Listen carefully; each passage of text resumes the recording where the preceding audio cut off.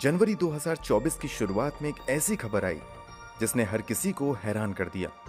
ये खबर थी एक मां द्वारा अपने ही 4 साल के मासूम बेटे की हत्या की। और जिस मां पर हत्या का आरोप लगा था वो कोई मामूली औरत नहीं बल्कि एक डेटा साइंटिस्ट तथा एक बड़ी कंपनी की सीईओ थी। आप समझ गए होंगे कि हम सूचना सेठ केस की बात कर रहे हैं। तो आखिर सूचना सेठ केस की पूरी कहानी क्या है? सूचना सेठ ने अपने 4 साल के मासूम बेटे की हत्या क्यों की? सूचना पुलिस की पकड़ में कैसे आई और अब तक की पुलिस जांच में इस केस के बारे में क्या कुछ सामने आया है? चलिए जानते हैं सब कुछ सिलसिलेवार तरीके से इस वीडियो में। दोस्तों, जैसा कि हमने बताया, ये कहानी हाल ही में सुर्खियों में रहने वाले सूचना सेठ केस की है। सूचना सेठ मूल रूप से बंगाल की रहने वाली थी। इन्होंने अपनी शुरुआती पढ़ाई कोलकाता से की थी। आगे चलकर इन्होंने आर्टिफिशियल इंटेलिजेंस और कंप्यूटर के क्षेत्र में अपना करियर बनाने का फैसला किया। ये पेशे से एक एआई एथिक्स एक्सपर्ट और डेटा साइंटिस्ट हैं। सूचना सेठ 100 brilliant women in AI ethics list में भी शामिल रही हैं। इसके अलावा इन्होंने हार्वर्ड यूनिवर्सिटी से फेलोशिप भी किया है। इतना ही नहीं, ये रमन रिसर्च इंस्टीट्यूट में भी रिसर्च फेलो रह चुकी हैं। सूचना के नाम नेचुरल लैंग्वेज प्रोसेसिंग के पेटेंट भी हैं। फिलहाल बेंगलोर में रहकर काम कर रही सूचना सेठ रात के लगभग 11:30 बजे गोवा के कलंगुट बीच के पास मौजूद सोल बनियान ग्रैंड सर्विस अपार्टमेंट होटल में एंट्री करती हैं। सूचना ने यह होटल पिछले ही दिनों 6 जनवरी से लेकर 10 जनवरी तक के लिए बुक किया था। बुकिंग के हिसाब से सूचना को इस होटल में 10 जनवरी तक रुकना था, मगर अचानक 7 जनवरी को रात के लगभग 9:10 पर सूचना होटल के काउंटर पर फोन करती हैं और कहती हैं कि मैं अभी इसी वक्त होटल से निकलना चाहती हूं क्योंकि मुझे एक बेहद ही अर्जेंट काम के सिलसिले में बेंगलुरु जाना है। सूचना की बात सुनकर होटल स्टाफ सूचना से कहते हैं कि आप जब चाहें जा सकती हैं। इस पर सूचना जवाब देती हैं कि मैं अभी जाना चाहती हूं और मुझे बेंगलुरु तक जाने के लिए एक टैक्सी चाहिए। इस पर होटल का स्टाफ सूचना को जवाब देता है कि टैक्सी से बेंगलुरु तक जाना काफी महंगा भी होगा और उसमें समय भी अधिक लगेगा। इससे बेहतर है कि आप फ्लाइट से चली जाइए। होटल स्टाफ के समझाने के बावजूद सूचना एक ही जिद पर अड़ी रहती हैं कि जितनी जल्दी हो आप मुझे एक टैक्सी अरेंज करके दीजिए। सूचना की जिद करने के बाद होटल स्टाफ एक टैक्सी ड्राइवर से संपर्क करते हैं। कई टैक्सी ड्राइवर तो बेंगलोर तक जाने से मना कर देते हैं, मगर रॉय जॉन डिसूजा नाम का एक टैक्सी ड्राइवर अपनी टैक्सी लेकर बेंगलुरु तक जाने के लिए रेडी हो जाता है, मगर बदले में वो 30,000 रुपए किराया मांगता है। इस बात की जानकारी होटल स्टाफ द्वारा सूचना सेठ को दी जाती है। जवाब में सूचना कहती हैं कि पैसे की चिंता मत करो, बस मुझे टैक्सी दिलवा दो। किराया तय होने के बाद थोड़ी देर बाद डिसूजा अपनी कार लेकर होटल तक पहुंच जाता है। थोड़ी ही देर बाद सूचना सेठ भी अपने लगेज के साथ होटल के बाहर आ जाती हैं। रात के लगभग 1 बजे ड्राइवर अपनी इनोवा कार में सूचना सेठ को बैठाकर बेंगलुरु के लिए निकल जाता है। यहां तक सब कुछ बिल्कुल नॉर्मल था। अमूमन जब कोई गेस्ट होटल से निकल जाता है तब उसके कमरे की साफ सफाई की जाती है ताकि दूसरे गेस्ट आकर ठहर सकें। जिस कमरे में सूचना सेठ रुकी थी उस कमरे में भी सफाई के लिए एक होटल कर्मचारी जाता है। जब होटल कर्मचारी अपना काम शुरू करता है तभी उसकी नजर कमरे के फर्श पर कुछ लाल धब्बों पर पड़ती हैं। उन धब्बों को देखकर कर्मचारियों को लगता है कि शायद ये खून के कतरे हो सकते हैं, इसलिए वो इस बात की जानकारी होटल के मैनेजर को देते हैं। मैनेजर भी जाकर कमरे का जायजा लेता है और फिर तुरंत ही कलंगुट पुलिस स्टेशन में फोन करके कमरे में मौजूद खून के धब्बे की जानकारी देता है। ये जानकारी मिलते ही कलंगुट स्टेशन से पुलिस की एक टीम तुरंत मौके पर पहुंचती है और वो भी कमरे की तलाशी लेती है। उन्हें भी खून का धब्बा नजर आता है। इसके बाद पुलिस वाले होटल के सीसीटीवी फुटेज को खंगालने का फैसला करते हैं। सीसीटीवी फुटेज में दिखता है कि जब महिला होटल के अंदर दाखिल हो रही थी तो उसके साथ एक छोटा सा बच्चा भी था, मगर जब वो रात के लगभग 1 बजे होटल के बाहर निकलती हैं तो उसके साथ बच्चा नहीं था। इतना देखते ही पुलिस वाले तुरंत सूचना सेठ के मोबाइल पर फोन करके उससे बात करने की कोशिश करते हैं, मगर सूचना सेठ का मोबाइल नंबर स्विच ऑफ आता है। इसके बाद पुलिस अधिकारी होटल से उस ड्राइवर का नंबर लेते हैं जो ड्राइवर सूचना सेठ को अपनी कार से बेंगलुरु लेकर जा रहा था। पुलिस वाले ड्राइवर को फोन करते हैं और ड्राइवर से कहते हैं कि फोन पैसेंजर को दो। जब पुलिस वाले महिला से बात करते हैं और पूछते हैं कि आपके साथ आपका बेटा भी होटल के अंदर दाखिल हुआ था, मगर वापस जाते हुए उसे किसी ने नहीं देखा, तो आप बताएं कि आपका बेटा कहाँ है। इस पर सूचना सेठ बड़े आराम से जवाब देती हैं कि मैंने बच्चे को शाम के समय ही पास में ही रहने वाली अपनी एक रिश्तेदार के यहाँ छोड़ दिया था। पुलिस वाले सूचना से उस रिश्तेदार का एड्रेस मांगते हैं जहां उसने अपने बेटे को छोड़ने का दावा किया था। पुलिस के कहने पर सूचना सेठ पुलिस वालों को एक एड्रेस लिखवाती हैं। तत्काल ही कलंगूट पुलिस सूचना सेठ द्वारा दी गई एड्रेस के नजदीकी थाने से संपर्क करती हैं और उनसे कहते हैं कि इस एड्रेस पर जाकर पता करो कि कोई बच्चा वहां है या नहीं। अब कुछ पुलिस वाले सूचना द्वारा दिए गए एड्रेस पर जाकर बच्चे के बारे में पता लगाने की कोशिश करते हैं, मगर शुरुआती जांच में ही पता चलता है कि सूचना ने जो एड्रेस पुलिस वालों को दिया था वो एड्रेस ही फर्जी है। इसके बाद पुलिस वालों को लगने लगता है कि दाल में कुछ काला है, इसलिए अब एक बार फिर से कलंगूट पुलिस वाले कार ड्राइवर को फोन करते हैं और उससे कहते हैं कि जितनी जल्दी हो सके तुम कार को लेकर नजदीकी पुलिस स्टेशन में चले जाओ, मगर इस बात की भनक पैसेंजर को नहीं लगनी चाहिए कि तुम कार लेकर थाने की तरफ जा रहे हो। जैसा कि पुलिस वालों ने ड्राइवर को आदेश दिया था, ड्राइवर डिसूजा वैसा ही करता है। थोड़ी दूर चलने के बाद सूचना से ड्राइवर कहता है कि आगे बहुत ज्यादा जाम लगा हुआ है और अगर हम इस रास्ते से गए तो बहुत ज्यादा वक्त लग सकता है, इसलिए मैं आपको दूसरे रास्ते से लेकर चलता हूँ।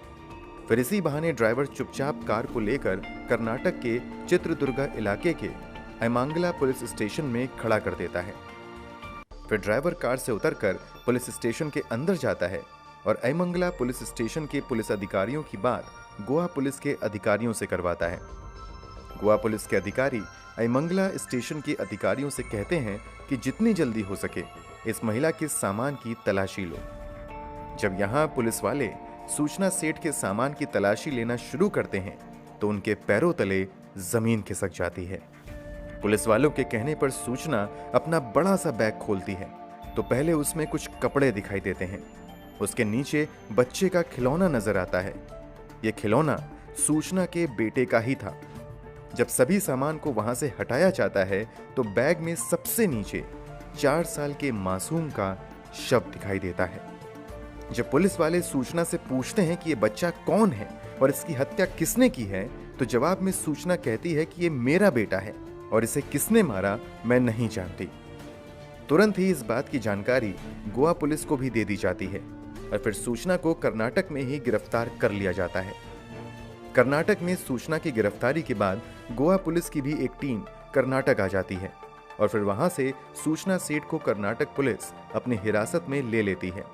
फिर आगे उसे कोर्ट में पेश किया जाता है जहां से उसे पुलिस रिमांड में भेज दिया जाता है। पुलिस के सामने सबसे बड़ी चुनौती इस बात का पता लगाना था कि इस हत्या का मोटिव क्या है, इसलिए पुलिस वाले सूचना सेठ से पूछताछ शुरू करते हैं।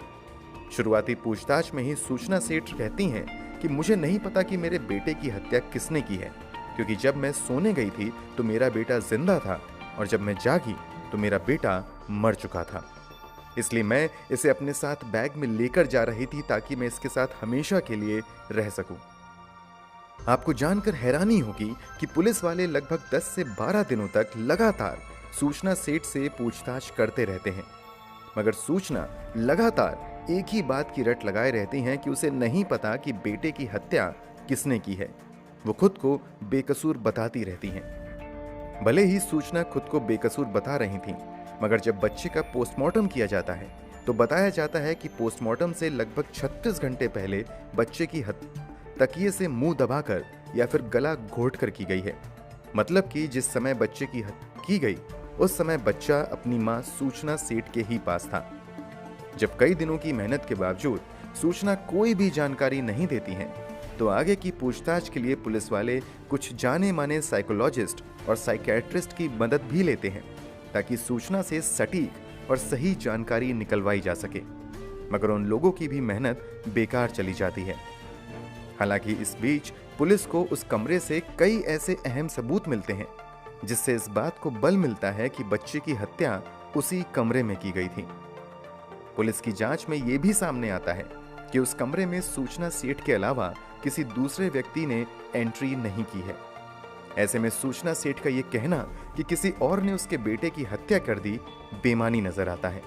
जब पुलिस के सामने सूचना सेठ अपनी जबान नहीं खोलते हैं तो अब आगे की पूछताछ के लिए जांच में सूचना के पति को भी शामिल किया जाता है और दोनों पति पत्नी से आमने सामने बैठकर पूछताछ की जाती है। हालांकि इससे भी बहुत कुछ हासिल नहीं होता है। जांच आगे बढ़ाते हुए पुलिस वाले सूचना सेठ और उसके पति वेंकट रमन की कुंडली खंगालना शुरू कर देते हैं। जांच में पता चलता है कि सूचना सेठ का पति वेंकट रमन केरल का रहने वाला था। इन दोनों की मुलाकात जॉब के दिनों में ही होती है और फिर दोनों एक दूसरे को पसंद करने लगते हैं और एक समय बाद 2010 में शादी कर लेते हैं। शादी के कई साल बाद उनके घर एक बेटे का जन्म होता है। बेटे के जन्म के बाद दोनों का रिश्ता बनने की बजाय बिगड़ ही जाता है और धीरे धीरे हालात इतने ज्यादा बदतर हो जाते हैं कि दोनों 2023 में फैमिली कोर्ट में डिवोर्स के लिए आवेदन कर देते हैं। दोनों पति पत्नी का डिवोर्स लगभग तय हो चुका था, मगर मामला बेटे की कस्टडी को लेकर अटका हुआ था। सूचना सेठ चाह रही थी कि बेटा उसके साथ रहे, जबकि वेंकट रमन चाहते थे कि बेटे की कस्टडी उन्हें मिले। इस बात को लेकर लंबे समय से कोर्ट में सुनवाई भी चल रही थी। सूचना और वेंकट रमन के बीच बात इतनी ज्यादा बिगड़ चुकी थी कि सूचना वेंकट को बेटे से मिलने भी नहीं दिया करती थी। इस बात को लेकर वेंकट अदालत की शरण में जाता है और फिर वहां से फैसला सुनाया जाता है कि हर संडे वेंकट अपने बेटे से मिल सकता है। अदालत वेंकट रमन को महीने का 20,000 रुपए गुजारा भत्ता के रूप में सूचना सेठ को देने का आदेश देता है। इस फैसले के बाद काफी समय बाद 10 दिसंबर 2023 को वेंकट रमन अपने बेटे से मुलाकात करते हैं, मगर इसके बाद 4-5 संडे यूं ही निकल जाते हैं और वेंकट चाहकर भी अपने बेटे से नहीं मिल पाते हैं, क्योंकि कोई ना कोई बहाना करके सूचना अपने बेटे को लेकर बेंगलुरु से निकल जाया करती थी। वेंकट अपने बेटे से ना मिल पाए, इसीलिए 31 दिसंबर 2023 को भी सूचना अपने बेटे के साथ बेंगलुरु से गोवा आ जाती है। यहाँ वो लगभग 3 दिनों तक अलग अलग जगह पर घूमती है, फिर बड़े होटल में रहकर वापस बेंगलुरु चली जाती है और फिर 4 दिन बाद ही एक बार फिर से बेटे को लेकर गोवा आती है और 6 तारीख की रात को होटल में एंट्री करती है। जैसा कि हमने बताया था कि पोस्टमार्टम रिपोर्ट के मुताबिक शव मिलने के लगभग 36 घंटे पहले ही बच्चे की हत्या की गई थी। इस हिसाब से होटल में एंट्री करने के 2 घंटे बाद ही सूचना सेठ अपने बेटे की कर देती हैं और फिर अगले 18 घंटे तक बेटे के शव के साथ ही होटल के कमरे में बंद रहती हैं। इस दौरान सूचना ना तो एक बार भी खाने के लिए कुछ मंगाती हैं और ना ही किसी से बात करती हैं। हालांकि इस बीच जब लगातार बेटे से मिलने के लिए सूचना सेठ का पति वेंकट रमन सूचना को कॉल करने की कोशिश करता रहता है, तो जवाब में सूचना एक मैसेज करती हैं कि तुम संडे को अपने बेटे से मिल सकते हो। हालांकि ऐसा नहीं हो पाता है क्योंकि तब तक बच्चे की मौत हो चुकी होती है। इस पूरे मामले में सूचना सेठ का रवैया शुरू से बड़ा ही अजीब लगता है, इसलिए कुछ लोग दावा करने लगते हैं कि शायद सूचना सेठ मानसिक तौर पर फिट नहीं है और उसने जो कुछ भी किया है शायद पागलपन में किया है। इसलिए गोवा पुलिस द्वारा विशेषज्ञों की मदद से सूचना सेठ के मानसिक संतुलन की भी जांच की जाती है और इस आधार पर अदालत में एक रिपोर्ट पेश करते हुए कहा जाता है कि मानसिक तौर पर सूचना सेठ बिल्कुल फिट है। अब केस की मौजूदा स्थिति की बात करें तो अब तक सूचना सेठ ने एक बार भी बच्चे की हत्या करने की बात कबूल नहीं की है।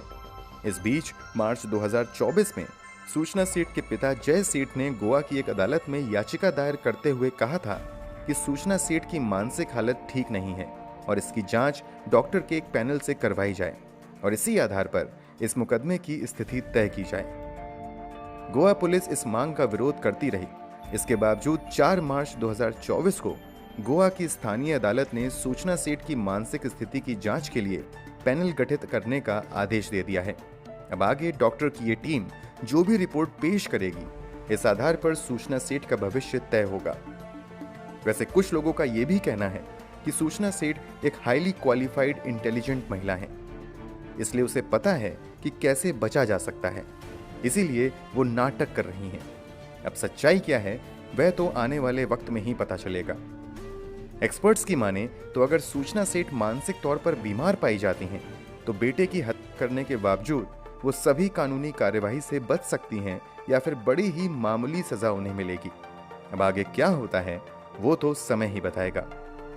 दोस्तों, आपके अनुसार अगर बच्चे की हत्या का दोष सूचना सीट पर सिद्ध हो जाता है तो उन्हें क्या सजा मिलनी चाहिए? कमेंट बॉक्स में जरूर बताएं। अगर आपको हमारी मेहनत पसंद आई हो तो इस वीडियो को लाइक करते हुए शेयर भी करें।